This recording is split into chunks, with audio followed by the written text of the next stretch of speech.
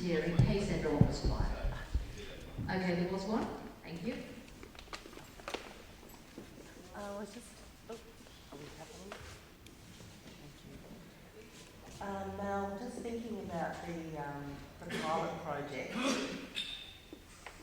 that you're looking to have done to test some of these ideas out. I'm just wondering, what the time frame is on that, and I think, on the Sunshine Coast, we haven't been really a big sort of social services system. There has been a lot of inventiveness and innovation, and a very long history of families and community agencies working together around housing for people with disabilities, and I think we'd be a really good candidate for some pilot projects. So the pilot projects are run by the agency, and they will be the trial sites. So, and look, quite frankly, I think we're better off listening and learning from the trial sites. Initially, people thought, geez, wish we'd had a trial site, which I did too, to be honest. But having visited them and seen some of the problems, just give you one example. In South Australia, the South Australian government estimated that the number of children that would come to the program in that trial would be 5,000, and it was 10,000. Now, what does that mean? It means that you shatter people's expectations, and you're already in a dark place, because these were children 0 to 5. A lot of kids with autism and parents in that journey. So what I'd be advising here is that anyone that's interested in this space, we can give you all of the right contacts as far as emails and websites to watch what is happening and to hear what is happening, and to go, where it's applicable, go and visit, and we can help facilitate meetings here as well, so that when we do something, we're not having to go through the learning process. We can learn from other people's mistakes. And I don't mean that in a facetious way, but why repeat it? So Queensland did say that the current Queensland government that it would have a trial site as part of its election campaign. I'm not quite sure where that's at, because I don't think it's realistic. The timelines are just too short. They're due to start in 12 months' time. Complete rollout. So even if there was something, it would be, I think, of not being political window dressing. It's not going to achieve a great deal. So if you have ideas about what could be done here, and I know that Steps, for argument's sake, are doing some work, let us know. We can feed that in and start to get the preemptor going to what might occur when money does become available. And the other thing that you should be aware of is depends on where the state starts. If, for argument's sake, they'll start the Cape and work down, it'll be a while getting here. Okay, we'll just take your comment, Phil.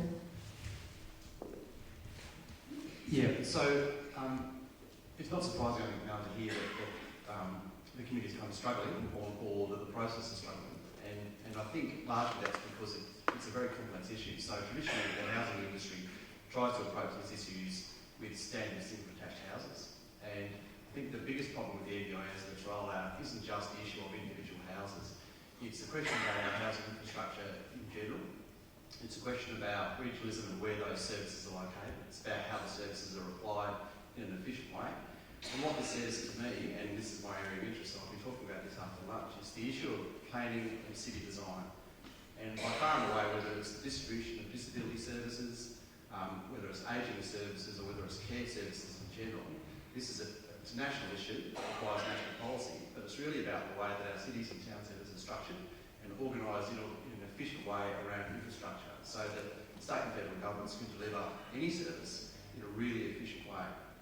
And this is going to get, the ageing sector, and Bryce talked about it before, the amount of money that's involved in the health sector and the ageing sector will outstrip any other sector in this country, way beyond anything. And so we can find very simple efficiencies in the way that we design and plan our cities and our centres, and then apply the infrastructure and federal and state funding to those. Even if we can make very small changes to those, we can save massive amounts of money. So for me, I think I'm going to be putting in a submission, because I think this really is about, it's a bigger picture issue. The disability issue and the access issue it's important to talk about access to individual houses, but we've also got to talk about the location of those houses in relation to other services and amenities, because it's one thing to get to your house, but if you're then in your house, that's comfortable, but you can't get any of the services that you need, or you rely on the federal government or the state government to provide those services to you, and it becomes increasingly less efficient. then we've all got a problem. So it's a very complex issue. I'll just take that as a comment, but it's worth, something that I'm struggling with is, unlike the old system which was all fee for service, so I'm a service provider, you've got no choice but to come to me, using the housing aspect. So I'm an NGO and I build some housing, doesn't matter what it is here, no one's required to use it. I mean, you know, like, if it's not what people want or where they want it, they can say, no thanks, go to hell in a handbasket, it's just left sitting. So, because the empowerment is with the individual. And it's a really hard thing for us to get our head around. I mean, people will say, oh yeah, but if it's there, they'll use it.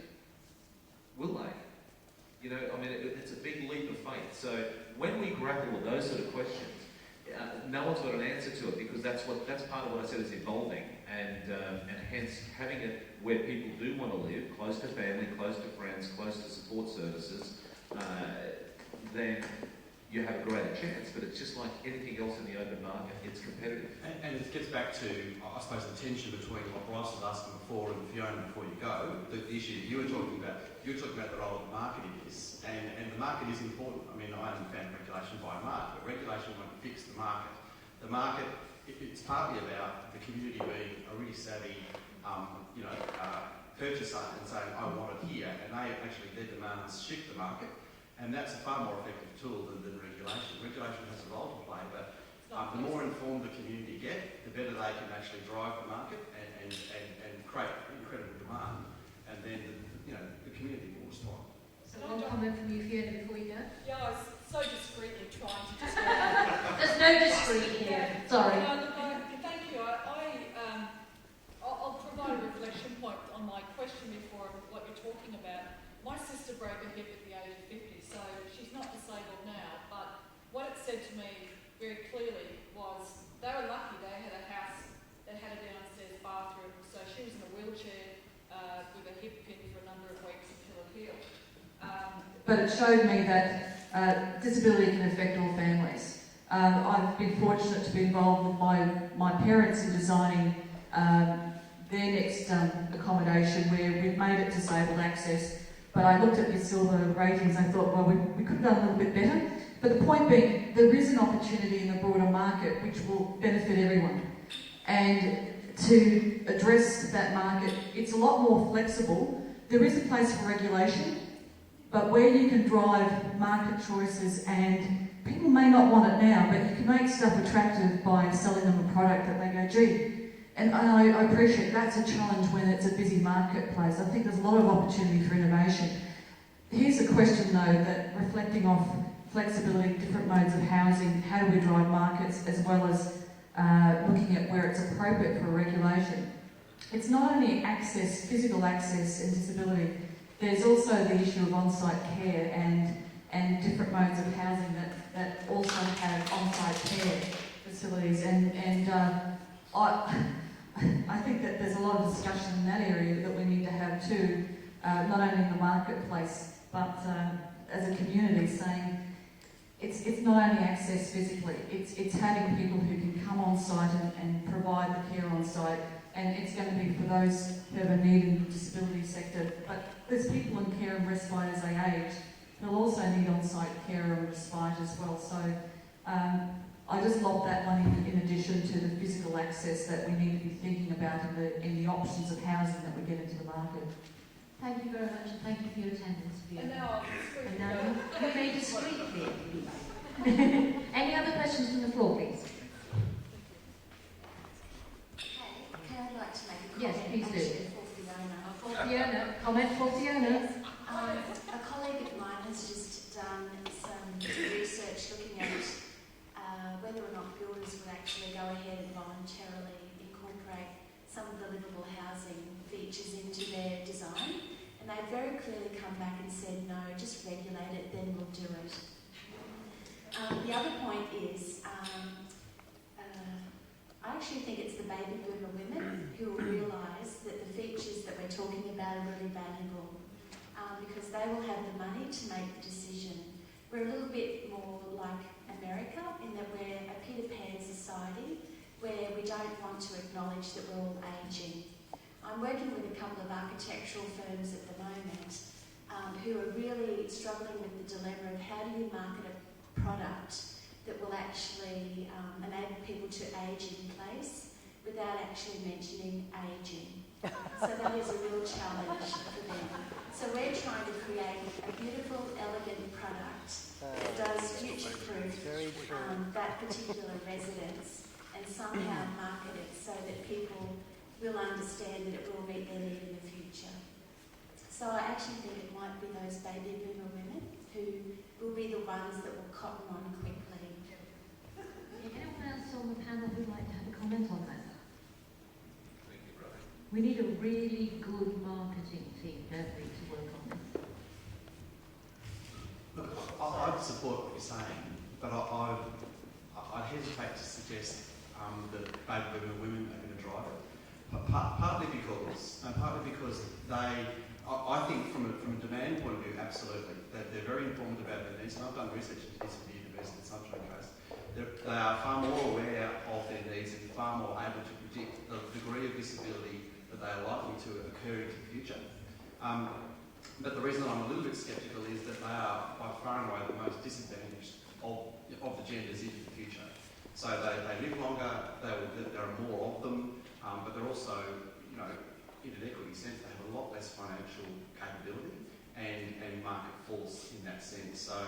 So it's really challenging. We did some collaborative research models, and by far and away, the seniors that approached us in a very desperate sense for equitable housing in the right areas were women who suffered divorces and had, in many cases, no money at all. So they need to be empowered before they can start to drive the market. So it's tied up with a whole bunch of other issues.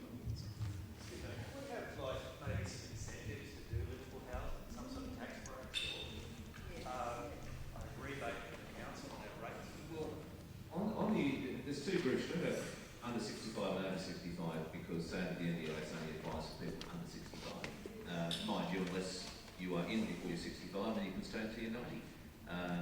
Too bad what happens afterwards. It's just part of the way it was designed. But there is money within an individual's program to actually do things to a dwelling, your own dwelling. And there will be incentives available because states are not going to just build a Hollywood stuff. They're going to have to provide, you provide the land, we'll do this, you do that, bang, and having collaborative models. So this is what I think, these will be some of the things that will come out of this paper, is how do we leverage private and NGO sector to provide greater sustainable housing. Sustainable not in so much as, but sustainable financially, so that the model works. So you can go to banks and do all sorts of things. And just to come to the other point that Fiona sort of raised, which is pivotal to this, the aged care sector moved from 1 July in its first step to go towards the NDIS, individual packaging. You being the individual with the money. That's where it's going to go. So Melbrough decides I need a carer. I don't have to go to Blue Care or whoever. I can hire someone that the Commonwealth will pay out of via my bank account, just as an example, and a myriad of other options. So that flexibility of people delivering the services I need in my community, in my house, or 2, 3, or 4 others, that will just evolve very quickly as the opportunities are there and that you identify people. So I don't have as big an issue with that. It's making sure they have somewhere that's both accessible to the broader community and accessible within the home, and making sure that that home has a basis that is financially viable, that you can go to the bank and know that there's an option there. And that's what the states, as all of the NDIA, have to have. That's where the incentives will come from, I believe. Well, in my case, everybody in our household is a bit able. Mother-in-law is 86, but that is sprightly as anything. But we did it, like I said before, to future-proof the home. So to approach my clients and say this is going to cost you another 10 grand, or I'm not even sure the figure that it costs us extra to design a house with housing standards at the platinum level, but it adds square meterage, so we put our hand in the pocket for this. We don't have any issues with the health point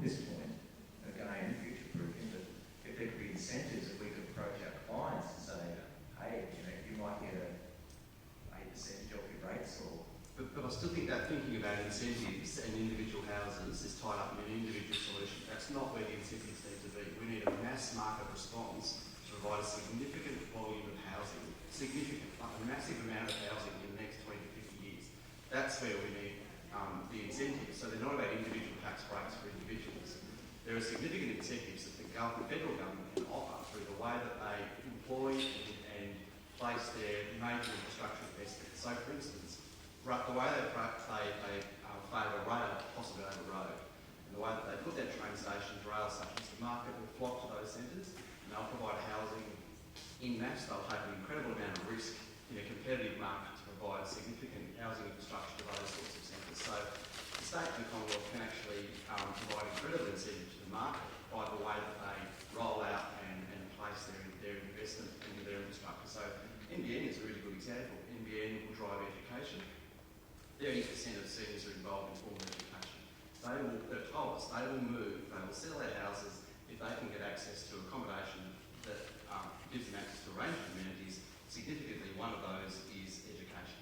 So the way the NBN is used and rolled out can actually drive some of these sorts of incentives to developers, and developers will invest they'll follow the infrastructure trail. And by and large, I think that needs to move less away from roads and more to public transport and more to those sorts of things, because that's inherently a cheaper solution for governments into the future. Bryce, do you have any comment on that about the cost? Because yes, your house probably was made of quite expensive materials. Not social housing and other housing isn't necessarily done so. So isn't it about $2,000 on an average home that it adds? To make it accessible. Build it from scratch. From a building perspective, it'd be a lot more than $2,000. I mean, to reflect on the story for livable housing that happened with me just yesterday afternoon in regards to the Commonwealth Games Village, part of the livable housing goal requirement is to put floor finishing under the full kitchen. The discussion we were having was in relation to the area of tiling under the stove and the area of tiling under the sink. The discussion was around that we shouldn't really have to put tiling under the stove, which I agree with. And we then argued the point about under the sink, because there was a firewall at the back, so the drainage had to go straight down. So the likelihood of ever pulling that out to use, to modify the kitchen and make the sink accessible was probably never going to happen anyway. But to go back to the cost question, the cost of tiling just that area under that unit for the entire Commonwealth Games Village was just over $800,000 for just that small area of tiling. So the cost can be significant. It depends on the design that you're working with. But I mean, the cost of not doing it is far greater. What Pete's done is right. It's future-proofed his house. If he did have designed his house as a normal house, and then his mother-in-law became disabled in the future, the cost, whilst it might have cost, I don't know, might have cost about $15,000, say, or more, okay, to do it. It would be, 4 or 5 times that to modify the house later on. And the older the house is, the more it actually costs. So how do we get that in a package that is, sexy? How do we say that? I don't think you have to but I'm just thinking about my own lived experience with my parents, and if you had a home that's got the wider hallways and the easier access, so that outwardly, because we're not ageing, we're all staying young forever, we don't feel as, in fact, what it does look like then is, we're more luxurious because our bathrooms are bigger. The fact is that it's actually designed that when you whack the railings around it later on, it all works, but they're not there. But it's that retrofitting that then becomes very cheap. Now, the Commonwealth picks up that cost, as you know, through PAC funding and modification. So if you can reduce those. So it's probably worth, again, making a submission along the lines of, have you considered, because why would I invest in you today from the NDIS perspective? Because there's no one in the home that's disabled. So you're looking at something into the future. Governments are not good at that. So you have to be able to develop the argument as you're doing, and that everyone is relaying to here, saying that if 10-15% of your new dwellings actually are able to deal with an ageing and disabled population, then they will actually have a competitive advantage further down the track, but there is an incentive for you to modify the house without it being fully modified. You're not going to the nth degree. You're just creating an awareness of what you have and coming back to your ratings, etc. It's something that's worth looking at, because then the economists can tell you, you do that, this is the saving down the track, da-da-da-da-da, and you can start to change the equation. But some work would have to be done on what the upfront cost would be vis-a-vis the saving down the track. Liz, did you have something you wanted to say to that? I was just thinking about a trip I did to America back in 2008, and I visited some housing developments where some features were incorporated into the accommodation that were being marketed as perhaps something different and unique that would assist with the resale later down the track. And they had glossy brochures that didn't actually talk about disability or ageing, but they showed people throughout the whole lifespan being able to use the premises. Can I just say on a personal note, my mum bought a house that has had no access, no step at the front entry. She had wider hallways, wider doorways and so on. She bought that because she could put her antiques out and show it off to all the girlfriends.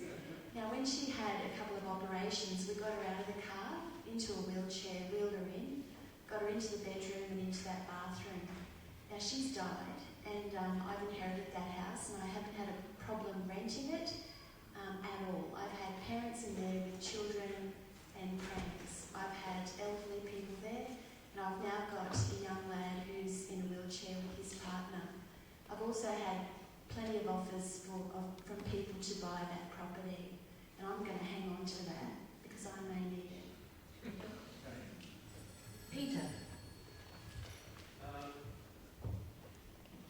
Hello. Bryce, you mentioned before the extra cost for the Gold Coast Village at $800,000. What was the overall cost? And what percentage would that be on top of the overall cost? So obviously it's a minimal overall cost. It was just an example of what a small area could actually cost when you run it out over a huge project. I'm not sure what the overall cost of the village is actually, but it'd be hundreds of millions of dollars. What percentage?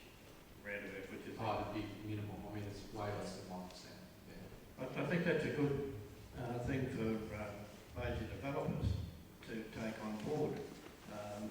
If it's going to cost $3,000 to increase the value of a house that costs about $100,000, that's not much of a percentage.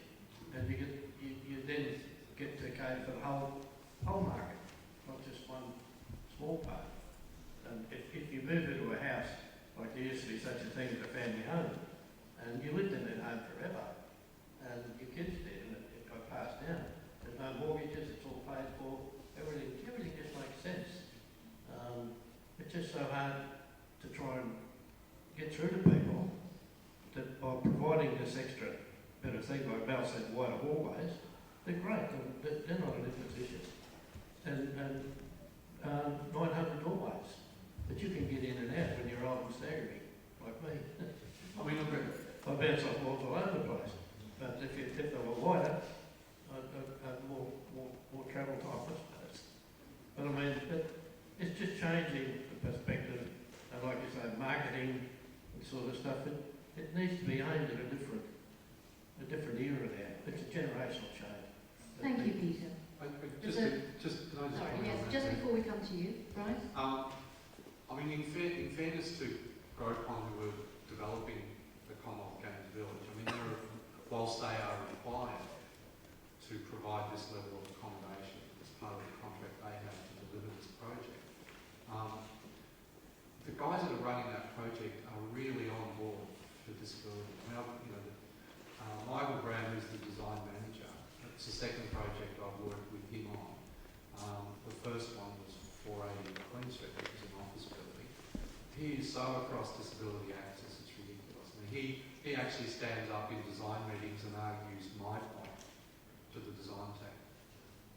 And I think at the end of the day, the Commonwealth Games Village, when it's delivered, will probably be one of the most accessible sites ever in Australia. I mean, it's got all the connections to public transport. I mean, you can live there, you can get on the light rail, you can go down to Surfers Paradise, you can get to the airport. It's going to be everything as far as access. And you know, with any building project, there's always things that get cut out and things that get added in. It's just part of what happens. But you know, the Commonwealth Games Village will be, when we all get to look at it in 2018, it's going to be quite a spectacular thing for access. And to have 148 accessible Class 2 dwellings within that, fully accessible Class 2 dwellings within that complex. Again, Grocon were required to do that for the Commonwealth Games. But you know, once they knew they had to do it, they were completely over the line about what they had to do.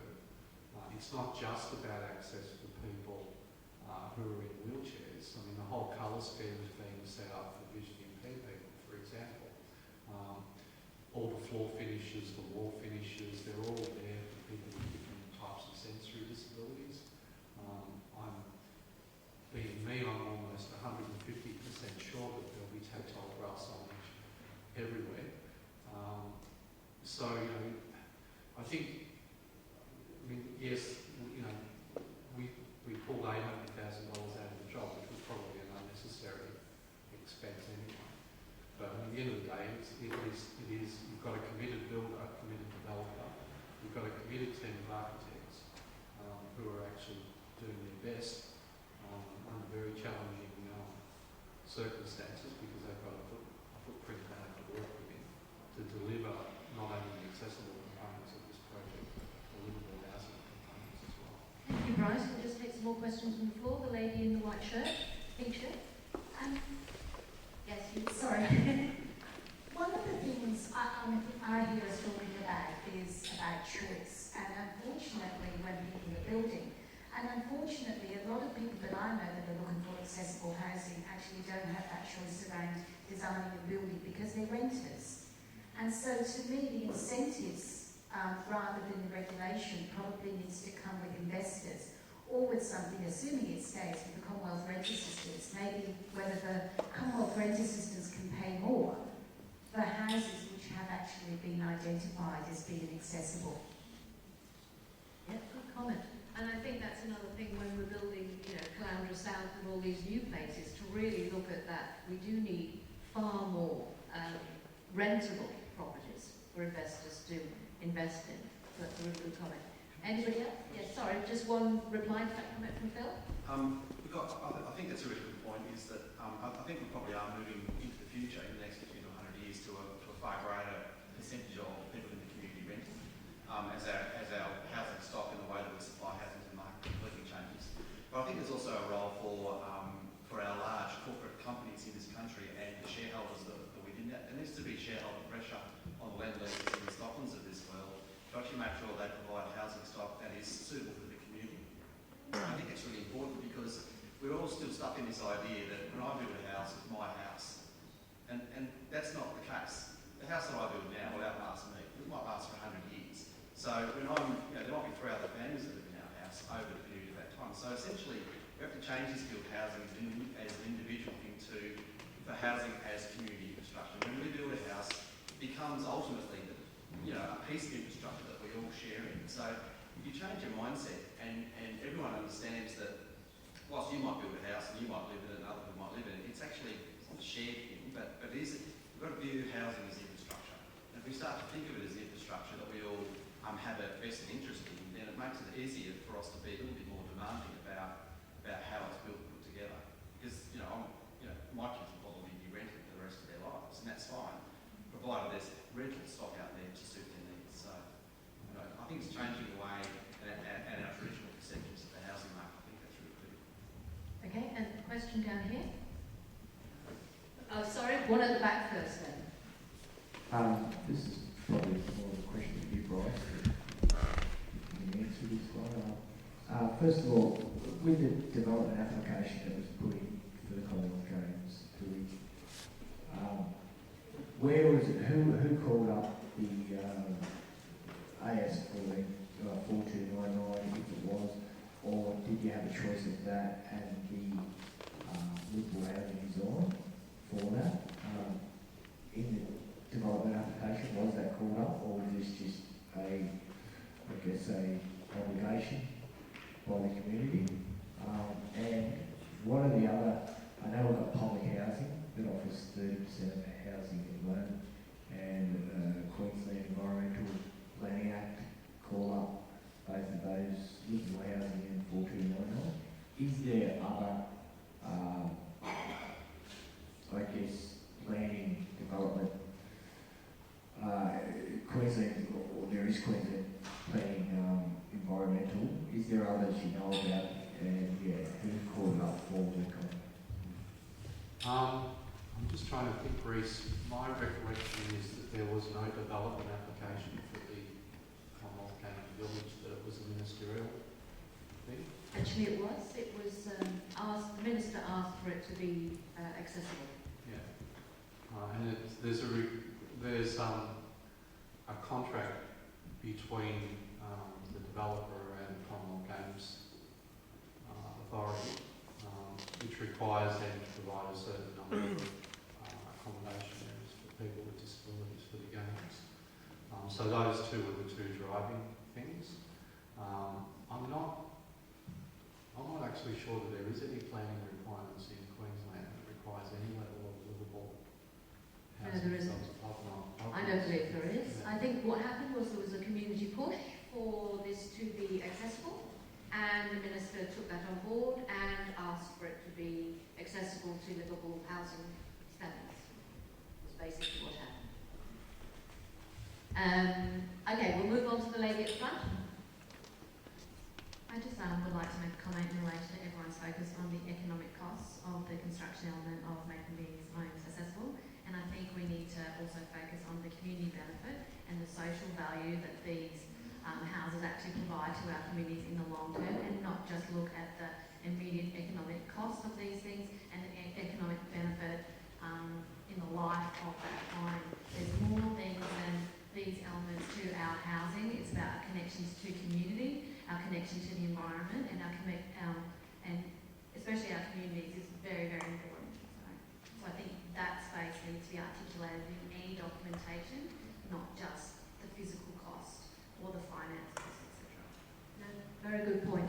Okay, we've probably got time for one more question before we break for lunch. Is there anybody else from the floor that would like to ask any questions of the panel? No? I'll speak now, forever hold your peace. Okay, well thank you very much to everybody on the panel for coming and volunteering your time. We really do appreciate it. We're going to break for half an hour now for lunch. Please then come back. We're going to have the Accessible Business Award, which is something that we are really